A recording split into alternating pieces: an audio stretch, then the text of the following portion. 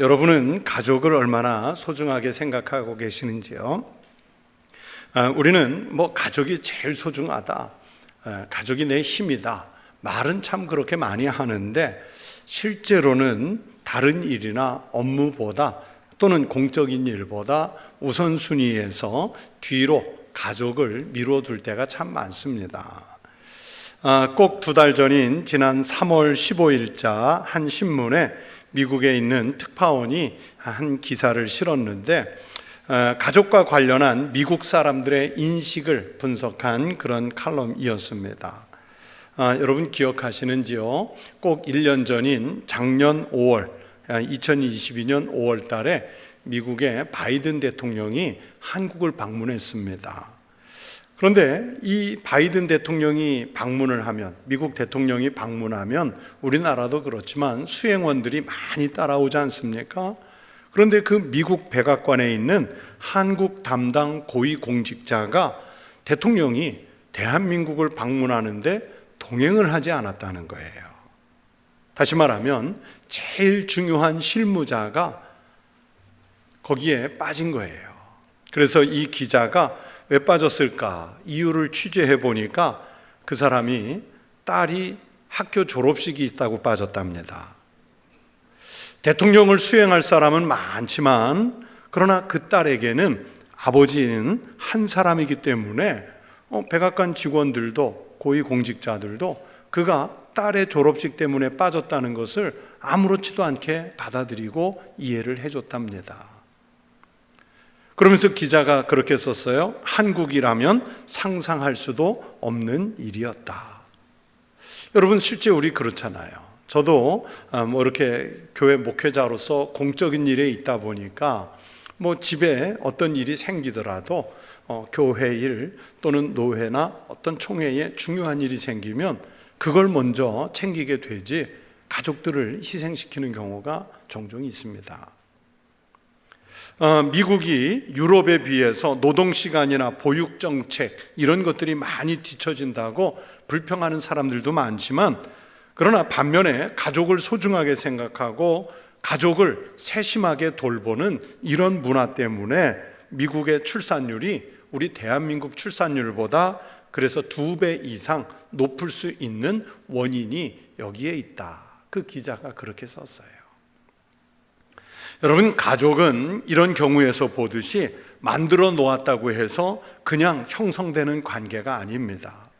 부부가 결혼을 해서 만든 최소의 단위에 이제 자녀들이 출생하면서 부모와 자녀의 관계가 만들어지겠죠. 또 거기에서 하나씩 둘씩 파생해 가면서 가족이라고 하는 크기를 키워가는 겁니다.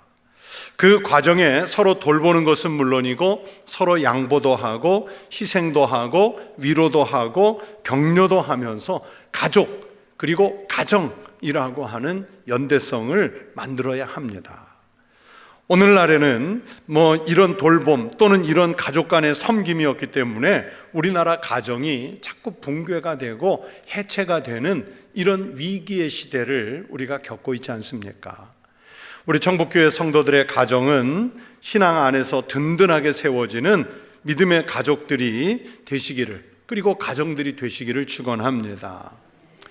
가정에서 만드는 가족관계에서 제일 큰 축을 이루는 한 관계가 바로 부모님과 자녀의 관계입니다.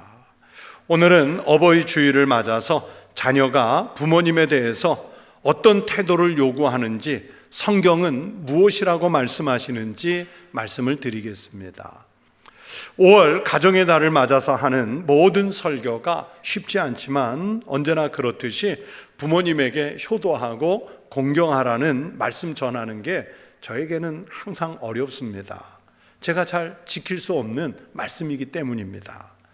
저는요, 효자가 되고 싶은 마음은 누구나 똑같이 많이 있어요. 저도 효자가 되고 싶어요. 그러나 아무리 생각해봐도 효자는 아니에요. 효자는 아니에요. 다만 마음에 바라고 기도하는 것은 있습니다. 우리 그리스도인들은 하나님께서 우리에게 생명을 주신 통로로 사용하신 육신의 부모님께 나를 낳아주셨다는 그 한 가지만으로도 충분히 감사하고 사랑하고 효를 다할 수 있는 자녀가 되었으면 좋겠다. 늘 그렇게 마음을 먹고 있습니다. 효도를 다하는 것이 하나님 앞에서 거룩한 일이라고 성경 레위기 19장 3절은 말씀하고 있습니다. 너희 각 사람은 부모를 경외하고 나의 안식일을 지키라. 나는 너희의 하나님 여호와이니라. 여러분, 레위기 19장 말씀뿐만이 아니라 그 앞에 1절, 2절, 그 뒤에 4절까지의 말씀을 자세히 보시면 여러분, 안식일을 지키는 것과 부모님을 경외하는 것을요 동급에다 놓았어요. 여러분, 유대인들에게 안식일을 지킨다는 게 어떤 의미인지 아시겠어요? 그리고 이 말씀에서 하나님을 경외한다는 것은 하나님처럼 섬기라는 말씀과 같은 뜻입니다. 그래서 부모를 공경하는 것이 거룩한 것이라고 레위기는 말씀하는 거예요. 이 말씀을 듣는 모든 성도들이 정말 효도를 다하셔서 거룩한 자녀의 삶을 형성해 가시기를 축원합니다. 하나님께서는 우리 인간에게 인간으로서 지켜야 할 가장 기본적인 도리로 십계명이라는 율법의 말씀을 주셨습니다. 여러분, 십계명은 크게 두 개의 큰 틀을 가지고 있습니다. 첫 번째 틀은 하나님과 인간의 관계를 다루는 제1계명부터 네 번째까지의 계명이고요. 또 두 번째 큰 틀은 인간 관계를 다루는 다섯 번째 제5계명부터 제10계명까지 6개의 계명을 말합니다. 우리는 할 수만 있다면 행복한 인생을 살고 싶어 하죠. 그래서 사람들은 행복해지기 위해서 많이 배우려고 그러고, 행복한 삶을 만들고 싶어서 돈도 많이 벌고 싶고, 행복한 삶을 형성하기 위해서 출세도 하고 싶어 합니다. 그러나 여러분, 행복한 인생은 내가 소유하고 있는 재산이나 세상적인 조건에 달려있지 않습니다. 십계명은 바로 인생을 행복하게 사는 비결을 알려주시는 하나님의 말씀입니다. 십계명 은 우리가 행복한 인생을 살려면 관계를 잘 맺고, 그리고 한번 맺어진 그 관계를 중시해야 한다는 점을 말씀합니다. 즉, 내가 하나님과 어떤 관계를 맺고 있는가, 그리고 내가 이웃 또는 사람과 어떤 관계를 맺고 있는가 하는 이 문제가 행복한 삶을 결정하는 제일 중요한 요소라고 성경이 말씀하시는 거예요. 이 10가지 계명에 대해서 예수님은 이것을 크게 두 개로 하나님을 사랑하고 이웃을 내 몸과 같이 사랑하라고 말씀하셨습니다. 예수께서 이르시되 내 마음을 다하고 목숨을 다하고 뜻을 다하여 주 너희 하나님을 사랑하라 하셨으니 이것이 크고 첫째 되는 계명이요 둘째도 그와 같으니 내 이웃을 내 자신과 같이 사랑하라 하셨으니, 우리가 하나님을 사랑하는데 마음을 다하고 목숨을 다하고 뜻을 다해서 사랑해야 한다고 말씀했어요. 그리고 하나님을 사랑하는 것과 똑같은 비중으로, 똑같은 마음으로 그 사람을 사랑해야 합니다. 이웃을 사랑해야 합니다. 그런데 여러분, 우리가 하나님을 믿고 하나님을 사랑하는 사람, 즉 그리스도인으로서 우리가 사랑해야 할 그 사람의 첫 번째 대상이 누구냐면 바로 부모님이라는 거예요. 다섯 번째 계명, 부모님이에요. 그래서 내 부모를 공경하라. 사람과의 관계에서 첫 번째로 주신 계명이잖아요. 말씀드린 대로 오늘은 어버이 주일입니다. 사도 바울은 오늘 본문으로 읽은 에베소서 6장 1절부터 3절 말씀을 통해서 자녀들에게 우리가 신앙인으로서 부모님을 어떻게 대해야 신앙적인지를 가르쳐 주시는 거예요. 오늘 본문 말씀 6장 1절을 보십시오. 자녀들아, 주 안에서 너희 부모에게 순종하라. 이것이 옳으니라. 왜 이렇게 말씀했는지 세 가지를 말씀드리겠습니다. 첫 번째, 이것은 가장 기본이 되는 계명이기 때문입니다. 부모에게 순종하라고 자녀들에게 말씀하시는 이 말씀은 하나님의 명령이에요. 명령. 여러분, 이것은 우리가 선택해서 따르고 말고 이것을 결정할 수 없습니다. 어떤 이유를 붙여서 피할 수도 없습니다. 이 명령에 대해서는 우리가 순종밖에는 보일 반응이 없어요. 성경은 이 명령을 순종하지 않는 사람들의 신앙생활을 가증하다고까지 설명하세요. 가증하대. 부모에게 효도하지 않으면서 신앙생활 잘하는 척하는 거, 이거 가증하다는 거예요. 여러분, 부모님은 가정에서 하나님의 대리자입니다. 마틴 루터는 하나님은 자신을 대리해서 어머니를 보내셨다, 이런 어록을 남겼어요. 우리가 눈에 보이는 부모를 공경하지 못하면서 눈에 보이지 않는, 정말 그 실체가 명확한지 불명확한지 구분이 제대로 안 되는, 보이지 않는 하나님을 어떻게 섬길 수 있냐는 거예요. 부모를 섬기지 않으면서 하나님을 섬긴다는 말하는 것은 거짓이고 위선이고 가증하다는 거예요. 그래서 하나님은 이 명령을 어기는 자, 부모를 공경하라는 이 명령을 어기는 자는 심판하시겠다고 분명히 말씀하셨어요. 출애굽기 21장 15절에서 말씀합니다. 자기 아버지나 어머니를 치는 자는 반드시 죽일지니라. 부모에게 신체적인 위해를 가하는 폭력뿐만이 아니라 언어적으로 칠 수도 있어요. 정서적으로, 감정적으로도 칠 수 있습니다. 그런 사람을 어떻게 한다고 말씀하십니까? 반드시 죽일지니라. 제가 이 말씀을 읽고 오늘 설교를 준비하다 생각했어요. 이 말씀 오늘 그대로 적용하면 죽을 사람 참 많겠다. 잠언 30장 17절에서는 아비를 조롱하며 어미 순종하기를 싫어하는 자의 눈은 골짜기의 까마귀에게 쪼이고 독수리 새끼에게 먹히리라. 부모님을 조롱하고 부모님에게 순종하지 않다가는 어느 날 까마귀가 공격해 올 수 있어요. 독수리 새끼가 공격해 올 수 있어요. 그러니까 여러분 지금 잘 생각해서, 내가 부모님을 공경하지 않고 순종하지 않는 사람은 오늘부터 보호장비를 하고 다니세요. 보호장. 언제 새가 공격해 올지 모르니까 보호장비를 하고 다녀요. 눈에도 큰 안경을 쓰시고. 성경이 그렇게 말씀했으니까. 성경이. 여러분, 우리가 이 세상에서 가장 많이 사랑의 빚을 진 사람이 있다면 바로 부모님 아니겠어요? 그런데 그 부모님의 선하심을 우리가 악으로 갚으면 안 됩니다. 잠언 17장 13절에서 말씀합니다. 누구든지 악으로 선을 갚으면 악이 그 집을 떠나지 아니하리라. 부모님이 보여주신 사랑에 대해서 우리가 순종으로 보상하지 않는다면 악이 그 집을 떠나지 않는 저주를 받게 됩니다. 여러분, 불효라는 것은 선을 악으로 갚는 것의 대표적인 일이에요. 부모가 할 일을 제대로 못했다고 비난하고 내게 해주신 게 뭐냐 막 그러면서 부모에게 이성적으로 따지고 그러면서 공경은커녕 멸시하고 증오하는 사람들이 있는데, 여러분, 이것은 분명히 큰 잘못이에요. 자녀 여러분, 그리스도인이십니까? 주님 안에서 산다고 믿고 계십니까? 그러면 부모에게 순종하십시오. 이것은 우리가 판단하고 따질 일이 아니라 이 말씀은 하나님의 명령입니다. 두 번째, 그것을 믿고 따르는 것은 분명히 옳은 일이래요. 오늘 성경이 말씀하지요. 이것이 옳으니라. 뭐가 옳다는 거예요? 부모님에게 순종하는 것, 이게 옳은 일이에요. 이것이 옳으니라. 여러분, 이것이 옳으니라는 말씀은 절대 가치를 말씀하는 것입니다. 누구와 비교해서 상대적 가치를 말하는 게 아니라 하나님이 명령으로 주신 말씀으로서 절대적인 가치를 가졌기 때문에 이것이 옳으니라. 이것은 생각하고 계산해서 할 일이 아니라 마땅히 해야 할 일이라는 뜻입니다. 이것이 신앙생활의 원리며 우리가 가정을 지키는 제1의 원칙입니다.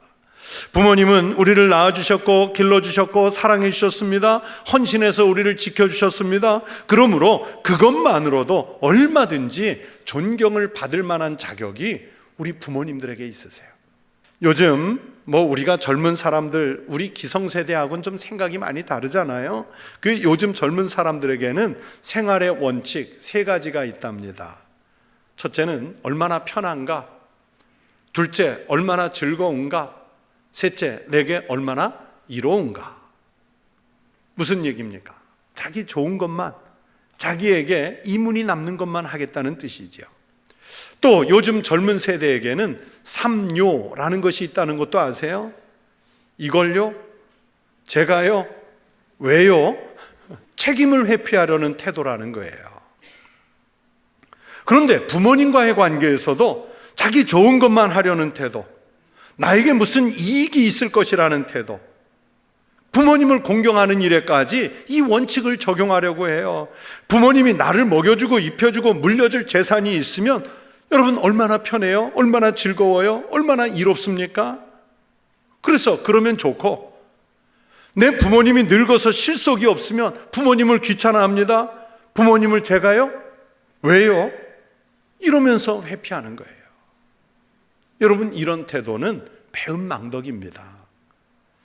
우리가 욕심에서 벗어나려면 더 가치 있는 것이 무엇인지 생각해 보아야 합니다. 사람의 생각은 두 가지 방향이 있다고 합니다. 하나는 논리적, 철학적으로 계산하는 추리적 사고가 있고요. 다른 하나는 신앙적 또는 그 종교적인 계시적 사고입니다.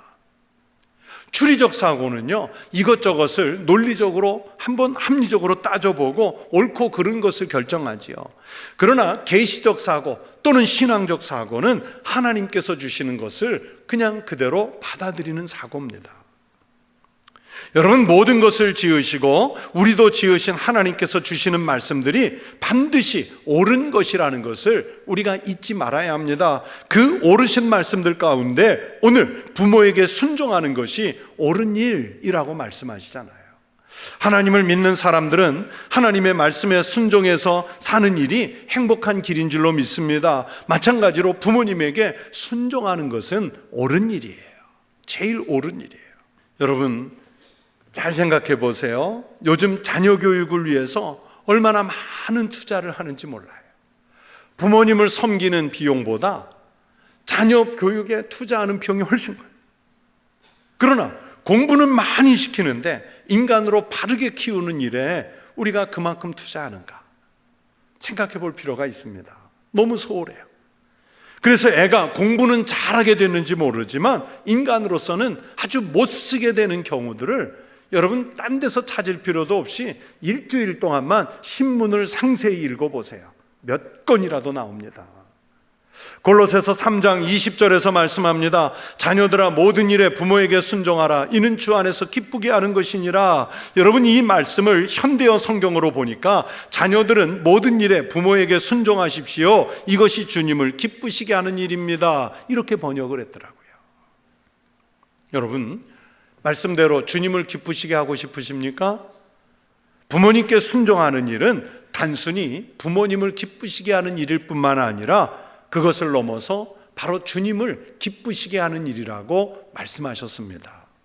내게 부모님을 정해주신 하나님께서 내게 주신 말씀이므로 순종할 때 하나님이 기뻐하실 줄로 믿습니다. 그러나 우리가 부모님을 거절한다면 부모님을 허락하신 하나님을 거절하는 행위예요. 어떤 명분으로도 부모님을 거절하지 마십시오. 부모님에게 순종하십시오. 오늘 성경이 말씀하시잖아요. 이것이 옳으니라.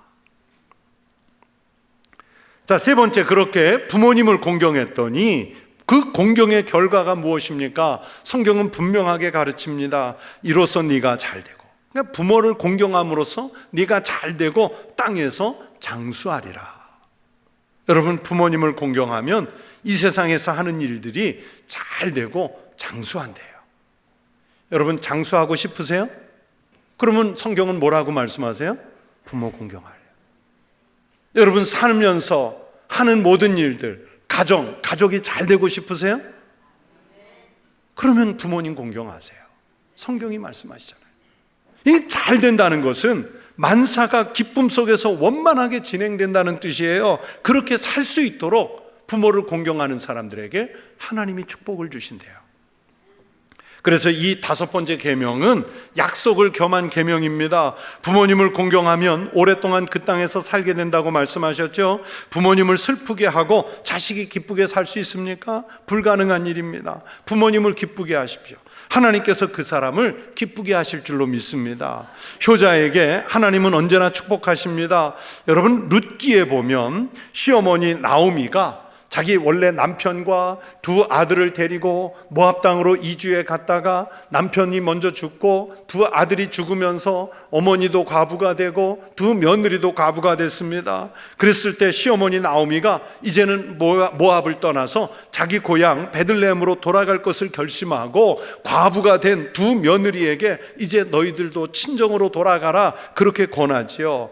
그 어머니의 권고를 듣고 한 며느리 오르바는 눈물을 흘리며 갔지만 또 다른 한 며느리 룻은 자기는 끝까지 시어머니 나오미를 따르겠다고 했습니다. 룻이 이르되 내게 어머니를 떠나며 어머니를 따르지 말고 돌아가라 강권하지 마옵소서. 어머니께서 가시는 곳에 나도 가고 어머니께서 머무시는 곳에서 나도 머물겠나이다. 어머니의 백성이 나의 백성이 되고 어머니의 하나님이 나의 하나님이 되시리니 어머니께서 죽으시는 곳에서 나도 죽어 거기 묻힐 것이라. 만일 내가 죽는 일 외에 어머니를 떠나면 여호와께서 내게 벌을 내리시고 더 내리시기를 원하나이다 하는지라. 여러분, 롯이 지금 이 말을 친정어머니에게 하고 있습니까? 누구에게 하고 있습니까? 시어머니에게. 이렇게 시어머니에게 그 효성을 다한 룻에게 하나님은요 무슨 복을 주세요? 다윗의 할머니가 되는 복을 주시고, 그러면서 예수님의 족보에 들어가는 여성으로서 들어간 것도 놀라운데 그 여성이 모압 여인, 이방 여인이었는데 예수님 족보에 올라가잖아요. 사도 요한은 예수님의 제자들 가운데 90세가 넘도록 특별히 장수한 인물입니다. 이분이 맡았던 중요한 일 중에 하나가 예수님의 어머니 마리아를 모시는 일이었습니다. 친부모도 아닌 선생님 예수님의 어머니를 자신의 어머니처럼 섬기고 모셨던 사도 요한을 하나님은 축복하셨어요. 구레네 사람 시몬을 잘 알지 않습니까? 예수님의 십자가를 대신 졌던 인물이지요.